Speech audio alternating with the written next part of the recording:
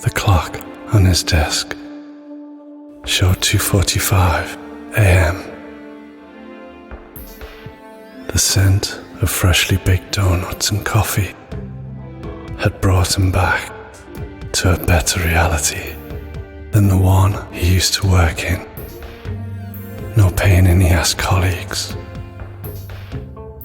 to torment him over insignificant things.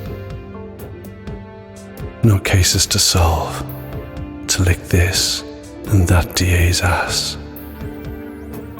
Detective Gareth Cochrane had a great night of paperwork and relaxation ahead of him.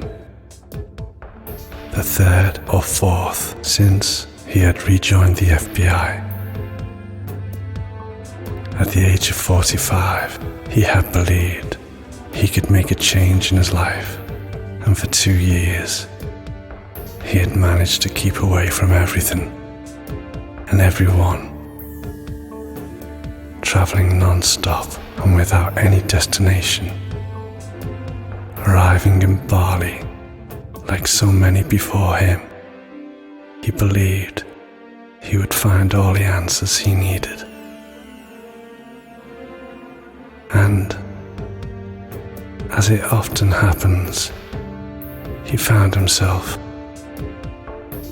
back at the starting point. But finally, managing to accept himself for what he was, and with mind and heart open to the true experience of life. That evening, the young Sergeant Carminati had left on his table a couple of USB sticks containing what he had considered appropriate to describe as irrefutable evidence of crimes that took place in digitally augmented reality. Cochrane barely held back a laugh and limited himself to welcoming Carminati's enthusiasm with unexpected diplomacy. He would never have wanted to offend the sensitivity of a generous and honest guy like him, and had promised him that sooner or later he would look at the videos. For a few minutes, he had managed to keep himself busy signing reports and sipping coffee. Then the detestable and inevitable instinct of the trade had the upper hand, and he could not help but plug the first USB into the computer. At the vision of the images of the casino in Atlantic City, where Cassandra and Pat had been the protagonists of a fight, immediately after having reproduced an ancient painting in 3-dimensional scale, Cochrane rolled his eyes. He had played that video 100 times and ran out of coffee when a seemingly insignificant detail jumped at him. The young woman had waved her hand as one does to cast a spell with a magic wand, a blatant gesture which at the same time left no room for any mechanical artifice to be operated. Everything seemed to have happened by magic. It was a truly exceptional trick, something never seen before, and that deserved some further study.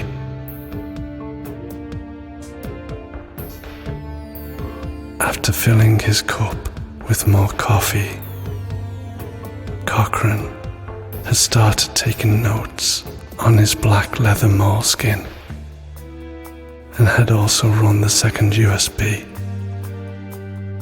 the one that contained images of the gas station and the shooting in New Jersey.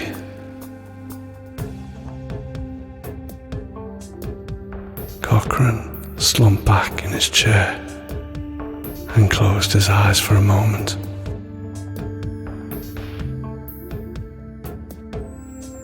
The slow-motion view of Cassandra grappling with the rude owner of the gas pump gave him no respite. Could it be a trick of illusionism?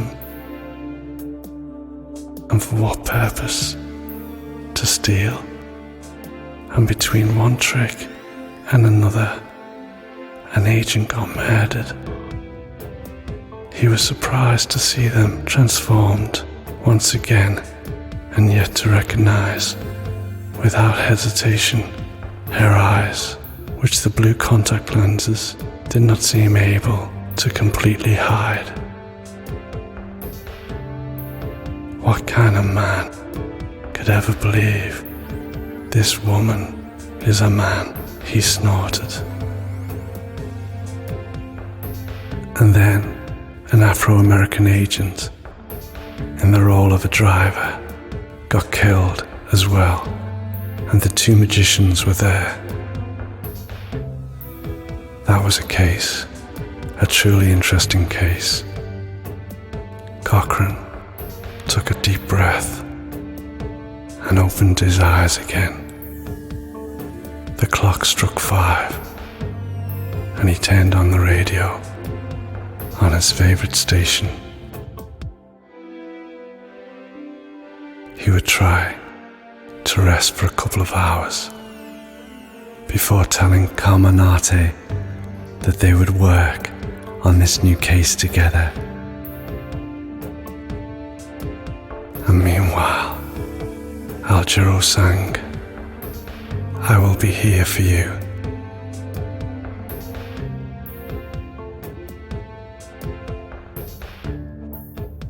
Cassandra had a smile on her face. "You need a break."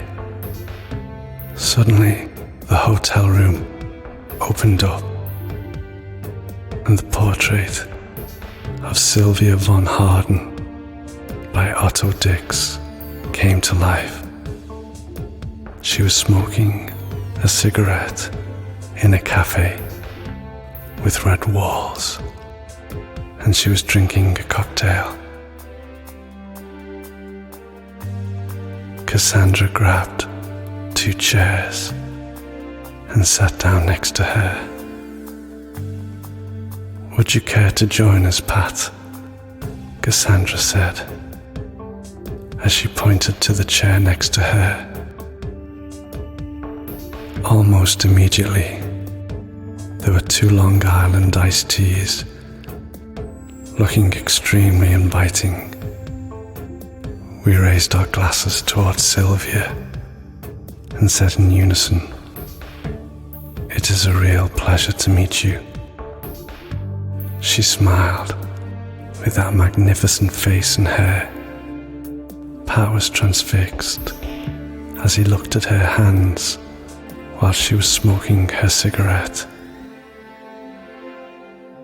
Beyond Control by NTO Monolink started coming out of the speakers, while Cassandra started making a joint. Sylvia was looking across the bar. Cassandra lit her joint and gave Pat some. He took the joint and inhaled it all in, and could instantly feel the layers of his life relax and fold in on themselves. hypnotized by tin liquor and dosum, started playing. I'm sorry I froze and panicked earlier today, Cassandra. I made it much harder for you. I need to listen to you more. You are more together than me and better able to cope with everything.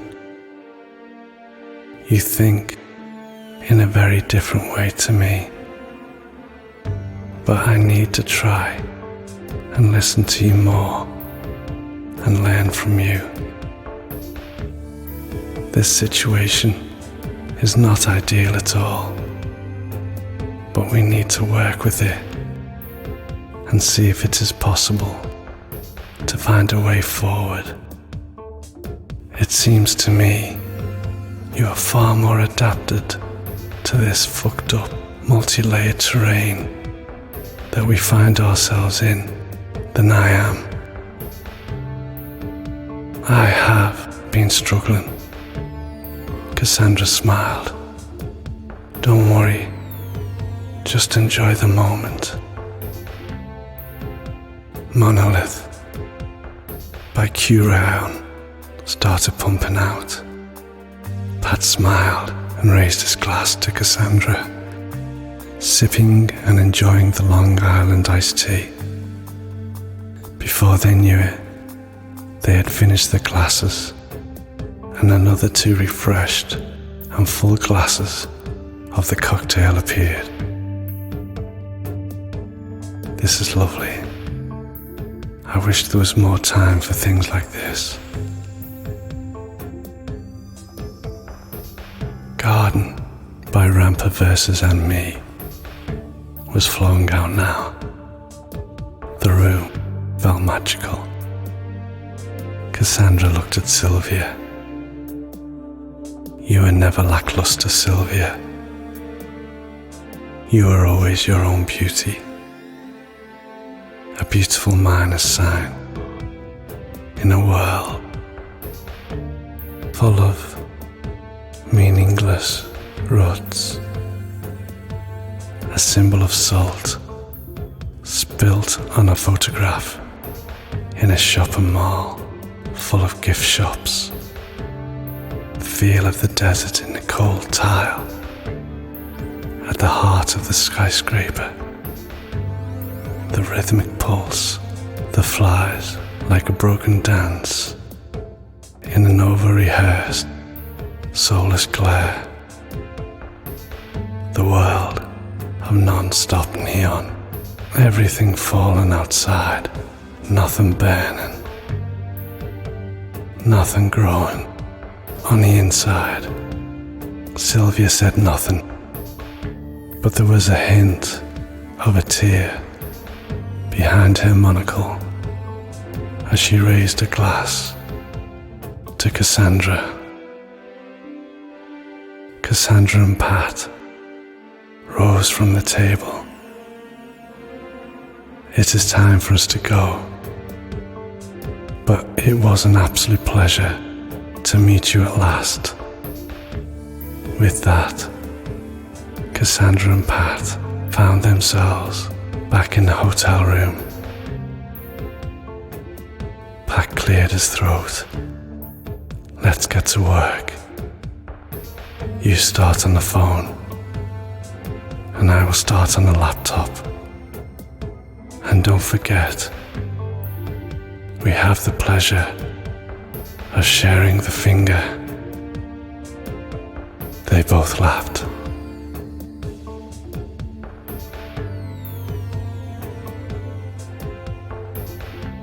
That morning, Ramon Caminati had gone to pick up Detective Cochran in his orderly SUV.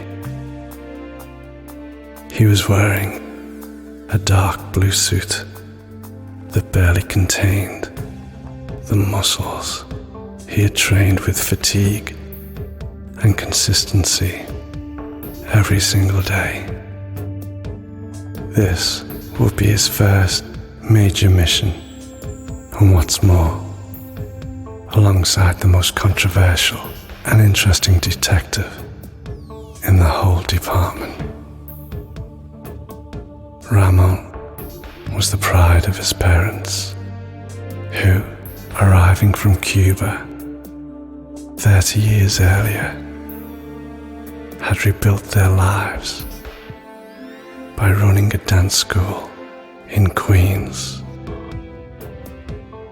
They had saved up enough to make him study. Then Ramon had chosen the academy, and his knowledge of Spanish and the Afro-Cuban undergrowth in New York allowed him to show off and go a little way.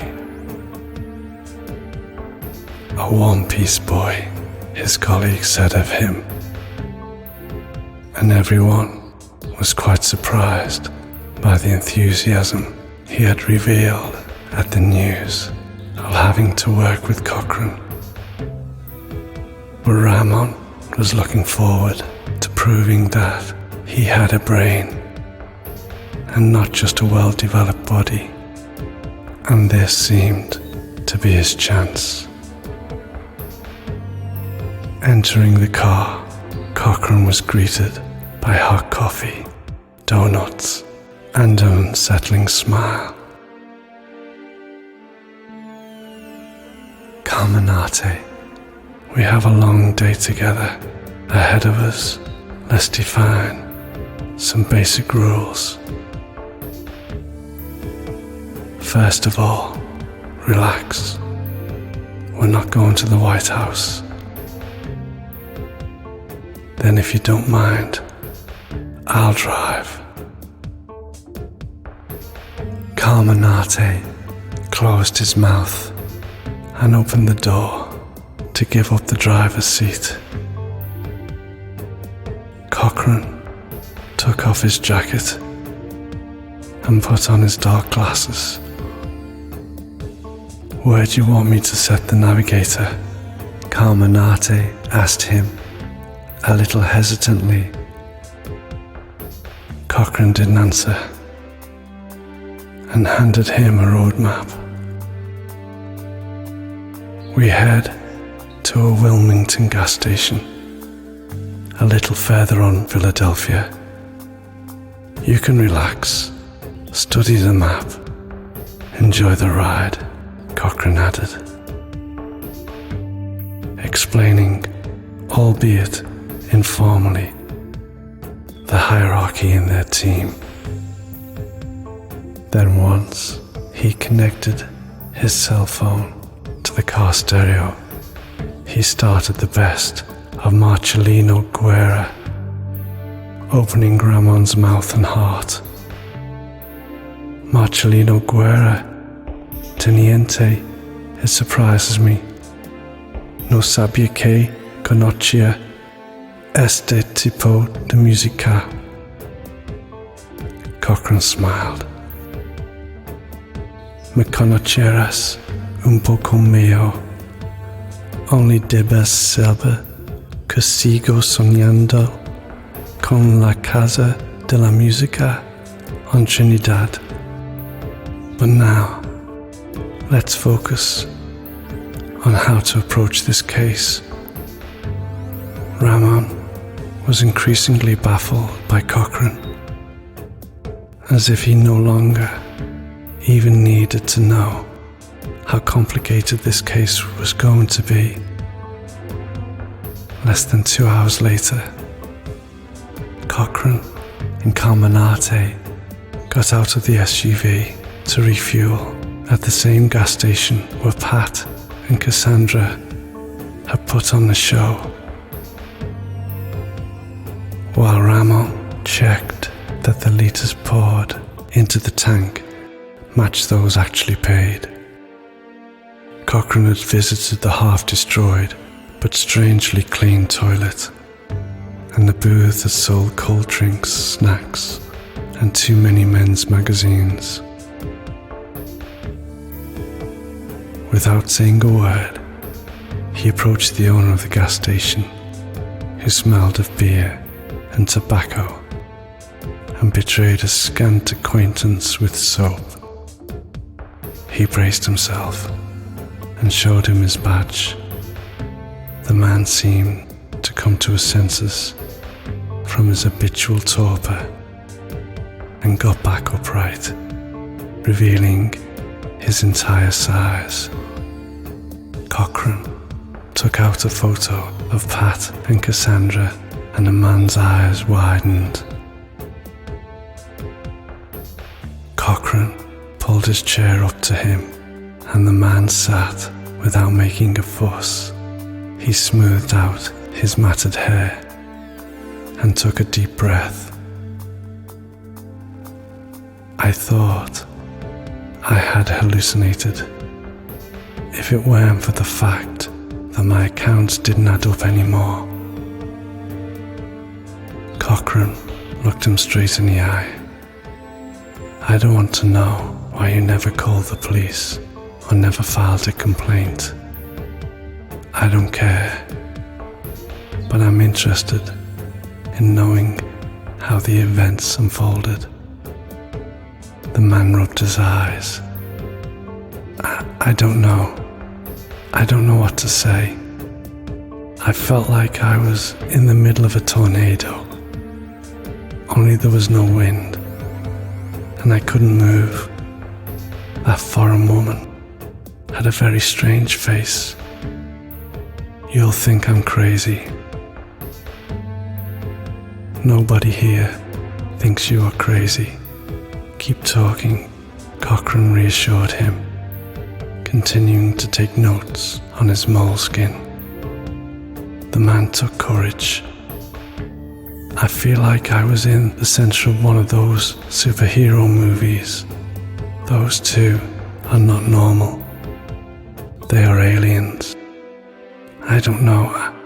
I just know that I had never even imagined such a thing. No trick then. Nothing strange about their car or some strange object they were holding. The man shook his head. No, I don't think so. Do you think they are aliens? Are you the ones from X-Files?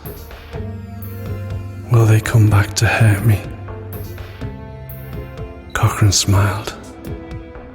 I'm sure they won't be back. Don't worry, Cochrane told him, taking his leave. Ramon was waiting for him in front of the car. Cochrane motioned for him to take the wheel and sat in a seat next to him, handing him an ice-cold beer. Ramon appreciated the gesture and started the engine again. After a few hundred yards on the freeway, he cleared his throat. What did you find out from the guy at the gas station, he asked. Cochrane closed the notebook. I believe he has told us everything he knows, but I don't think he knows everything he has seen.